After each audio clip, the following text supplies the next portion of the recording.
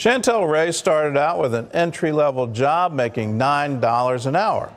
Well, today she owns a multi-million-dollar real estate business. She's living her dream and well on her way to her ultimate goal. Years ago, Chantel was struggling with an entry-level job and a meager salary. Her definition of success then was having enough food and a roof over her head. I was making $9 an hour, 20 hours a week. I was barely able to buy groceries. I had a really hard time paying rent. The worst part was when I went to the grocery store and my credit card got denied because I didn't have any more money left on my credit card. And that's when I thought, great, now I can't even buy food. I didn't have a lot of faith at that time, but I just knew that God was saying, okay, I want you to trust me. I was like, the most I could possibly have is $30 in the account. So I wrote a check for $30. I was like the widow with the two mites. I literally gave everything I had in my account at that time. 1 week later, Chantel received a $300 refund check from her utility company. She continued to tithe faithfully and received another financial breakthrough.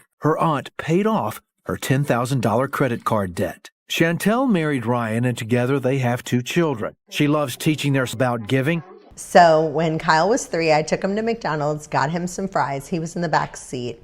And I was like, oh my gosh, that smells so good. And so I reached in the back to try to get some of his fries. And he was like, Mom, those are my fries. Well, here's the story. When I was about 3 years old, my mom took me to McDonald's and she bought me some fries. And we were driving back home, she reached back to get some and I said, Mom, those are my fries. Looking back, she explained something that I've never forgotten. She said, Kyle, I'm the reason you have those fries. I paid for them.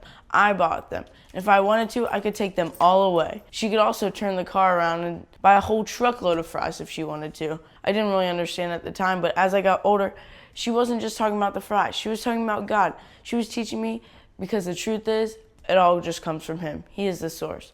And just like my mom with the fries, He could take it all away in an instant. Or He could give us far more than we could ever possibly imagine.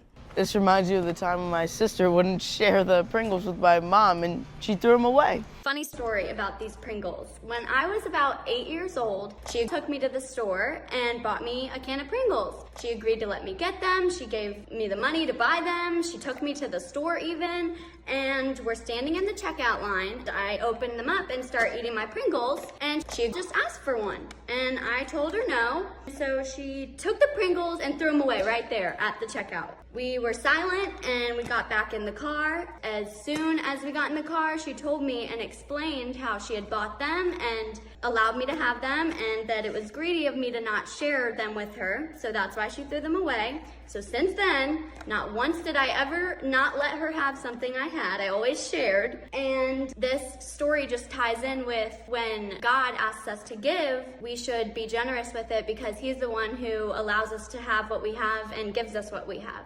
It's about your heart. What you sow is what you reap. And God is very faithful. When He says, trust me in this, as you give, I will give back to you. I'm a perfect example of Him being true to His promises.